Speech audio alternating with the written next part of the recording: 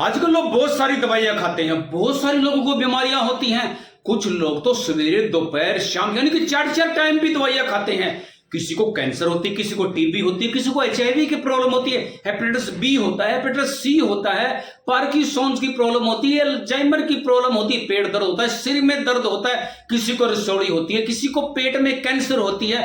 यानी कि लोग बहुत सारी बीमारियों से पीड़ित हैं। लेकिन आज मैं आपको एक ऐसी कंडीशन बताऊंगा शरीर के अंदर अगर वो हो जाती है तो ये जितनी भी बीमारियां मैंने बताई है ना, ये कुछ भी नहीं है उसके सामने। मैं आपको बताता हूं, ये जो कंडीशन मैं बताऊंगा ये आपने बहुत बार सुन रखी है, आपके आस पड़ोस में भी इस कंडीशन के अंदर बहुत सारे लोग आपको मिल जाएंगे।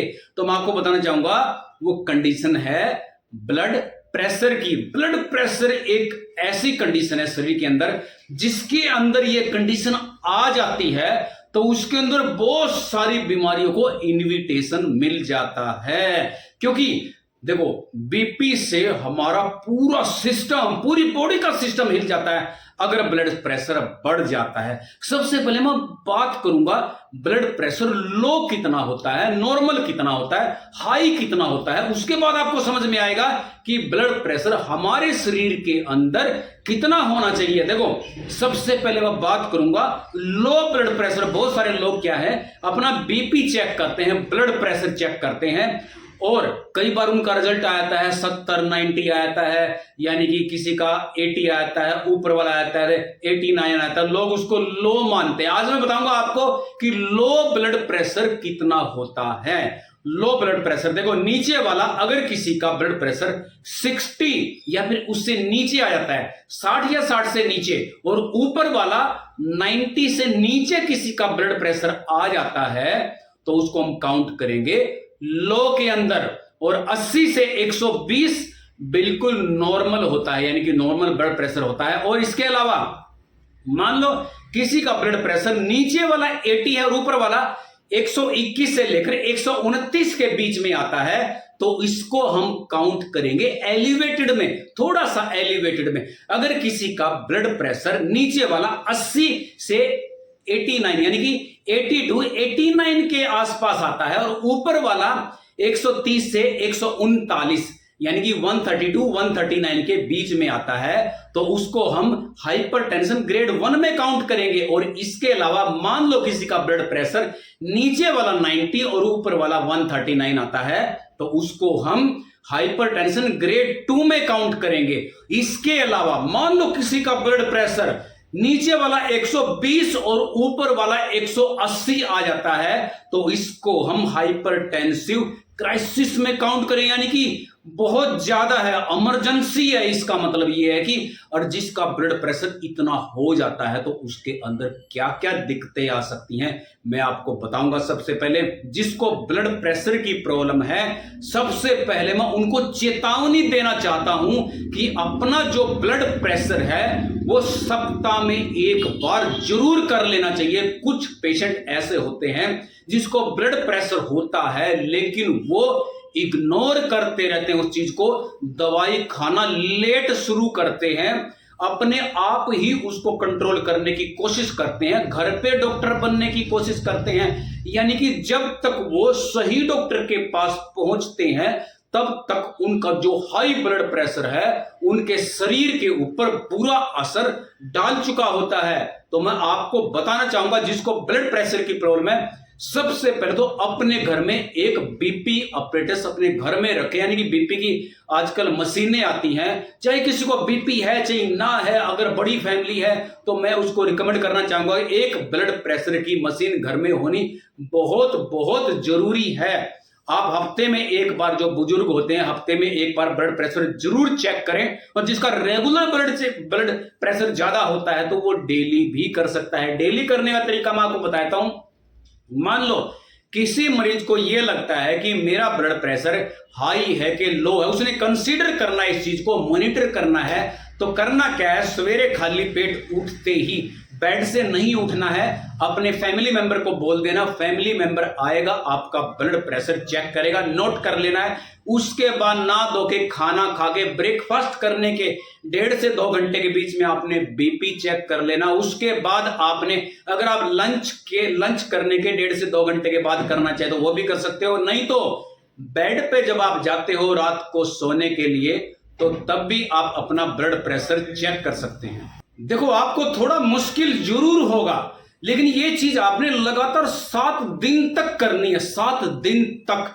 मैं आपको बताता हूं, जो ब्लड प्रेशर होता है ना, उसको मॉनिटर करना बहुत मुश्किल होता है। जब किसी का ब्लड प्रेशर बॉर्डर लाइन आता है, मान लो किसी का ब्लड प्रेशर 121 आता है या फिर 131 आता है, 135 आ जाता है, तो उसको मॉनिटर करना मुश्किल हो जाता है। यानी कि ये कंसीडर करना मुश्किल हो जाता है कि हमें मेडिसिन चलेगी या फिर नहीं चलेगी, मेडिसिन खाने की जरूरत पड़ेगी या फिर नहीं पड़ेगी। तो देखो, ब्लड प्रेशर वैसे तो आप सडनली, अगर आपको कोई डरा देता है तो जब भी आपका बीपी बढ़ जाता है, मान लो कि आप पैदल चलते हो, रेस करते हो, एक्सरसाइज करते हो, तुरंत बीपी करवाते हो, तो तब भी आपका ब्लड प्रेशर बढ़ जाता है। मान लो कि आपके साथ कोई ऐसी घटना घटी है जो आपके दिमाग में घर करके बैठी हुई है, यानी कि आप उसको भूलने का नाम नहीं ले रहे हैं, तो तब भी आपका ब्लड प्रेशर बढ़ जाता है।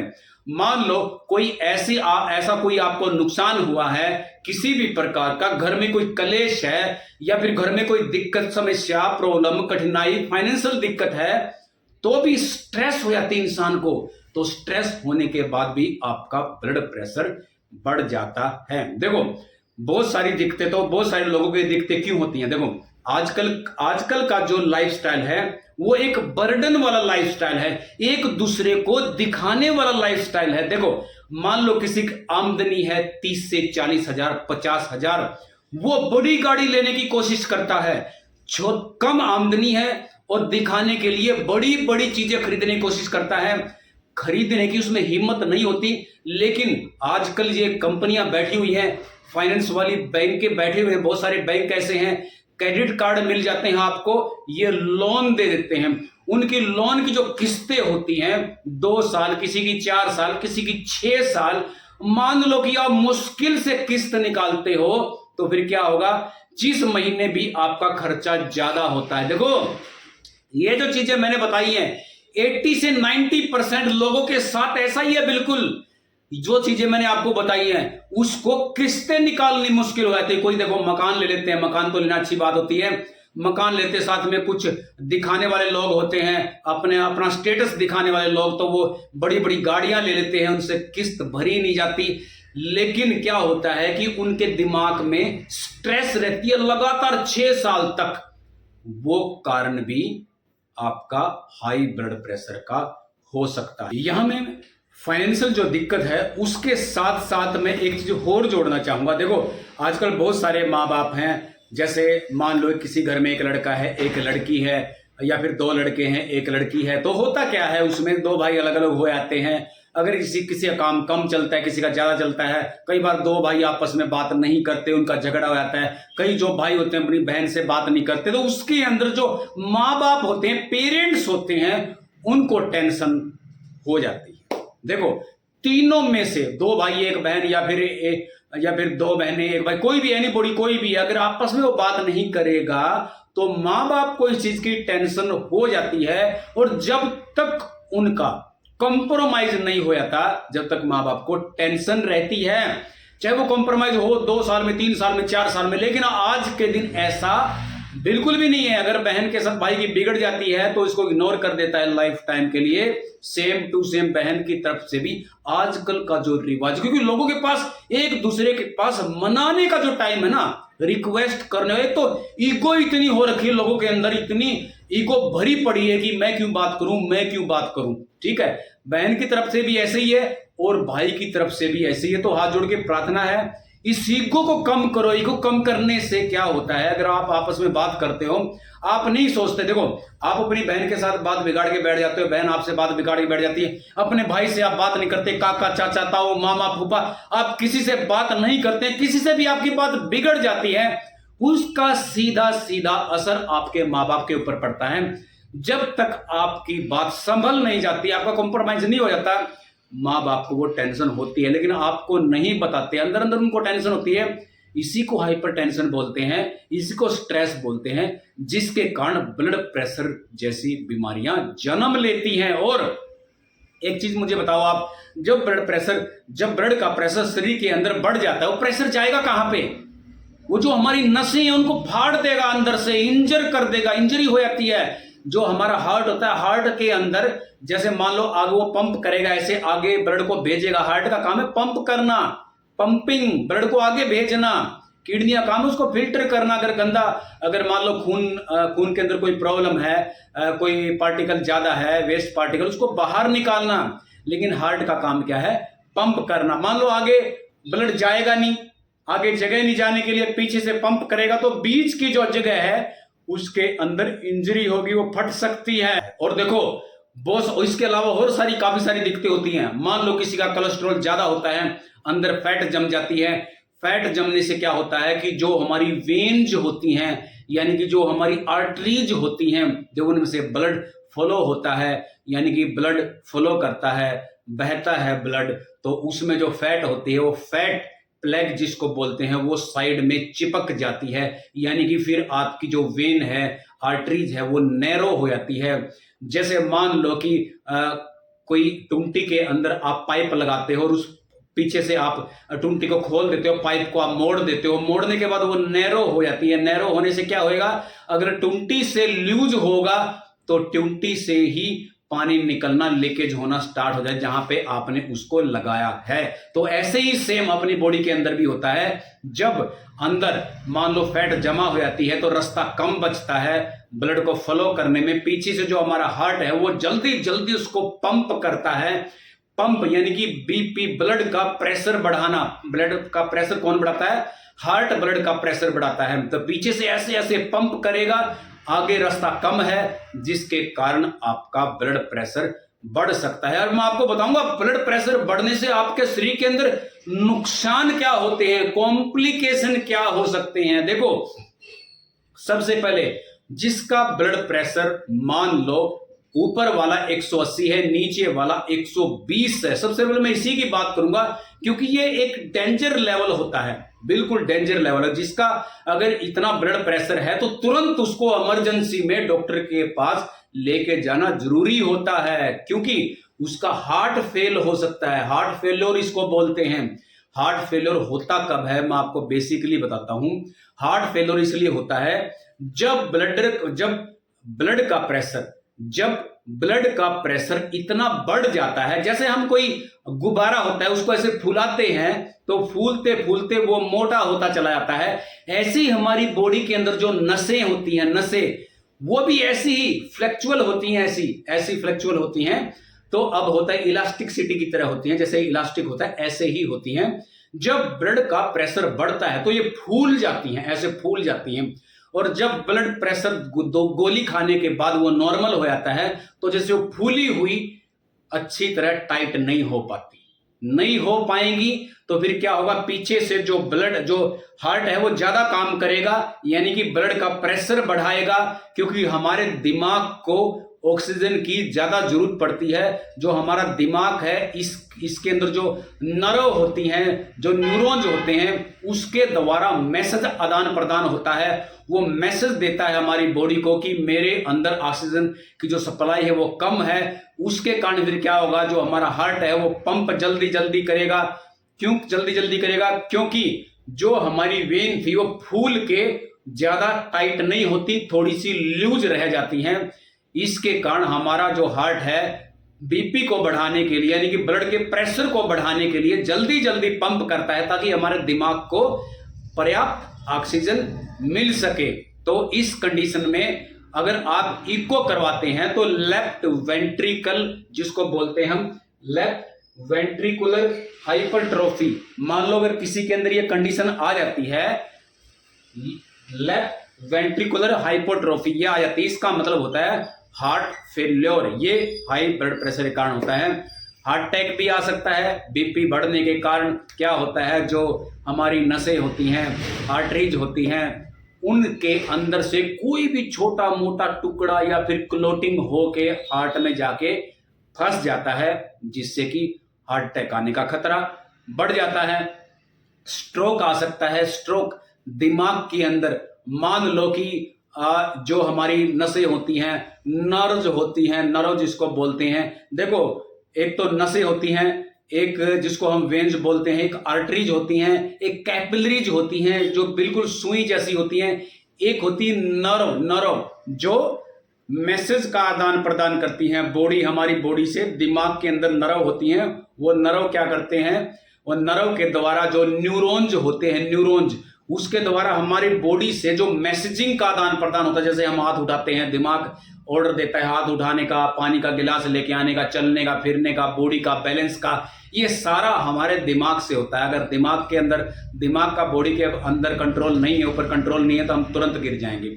तो ये चीज क्या होती है, सेम टू सेम ऐसे ही इसके अंदर ये बीपी बढ़ने के कारण ये भी ऐसे फूल जाती है, फूलने के कारण ये फिर अच्छी तरह टाइट नहीं हो पाती, जिसके कारण फिर क्या होता है, या तो नैरो हो जाती हैं, टेढ़ी मेढ़ी हो जाती हैं, ब्लड की सप्लाई पूरी नहीं होती, तो उसमें आपको ब्रेन हेमरेज जैसी काफी सारी अंदर से जैसे नर्व हैं वो फट भी सकती हैं, वेन्स कैपिलरीज फट भी सकती हैं, जिसके कारण आपको ब्रेन हेमरेज हो सकता है। और भी काफी सारी दिमाग की क्लोटिंग हो सकती है, आंखों में दिक्कत आ सकती है। अच्छा, बीपी बढ़ने के कारण देखो आंखों में दिक्कत आती है। आंखों में क्या है, जैसे ब्लड का प्रेशर बढ़ेगा, आंखों के अंदर आगे की तरफ फ्लूइड इकट्ठा होना शुरू हो जाता है। फ्लूइड इकट्ठा होएगा, जो हमारा जो लेंस जिसको हम बोलते हैं कैटरेक्ट, जिसको हम, जैसे ये हमारा लेंस होता है, यहाँ पे अगर फ्लूइड आएगा तो धुंधलापन दिखाई देगा हमें। बीपी बढ़ने के कारण धुंधलापन दिखाई देगा क्योंकि फ्लूइड इकट्ठा होगा। उसका निकालने का कोई तरीका तो है नहीं, वो तरीका है सिर्फ एक सर्जरी के कारण उसको निकाला जा सकता है। ये सारी कंडीशनें जो होती है ना, ये बीमारियां हाई बीपी होने के कारण होती हैं। अच्छा, मान लो कोई किसी को प्रेगनेंसी है, कोई लेडी है उसका बीपी ज्यादा रहता है और प्रेगनेंसी है उसको, तो उसमें क्या है, मान लो प्रेगनेंसी के दौरान बाई चांस उसका बीपी हाई हो जाता है, तो बीपी हाई होने के कारण जो प्लेसेंटा होता है, जिसके कारण बच्चा ऑक्सीजन लेता है, खान पान जो भी होता लेता है, वो डिटैच हो जाता है, हट जाता है, जिसके कारण तुरंत इमरजेंसी लागू हो जाती है। यानी कि जो बीपी, जिसको बीपी की शिकायत है और जो प्रेग्नेंट लेडी है, उनको अपना बीपी रेगुलर चेक करवाते रहना चाहिए। ये उनको स्पेशल बिल्कुल हमारी डायरेक्शन है।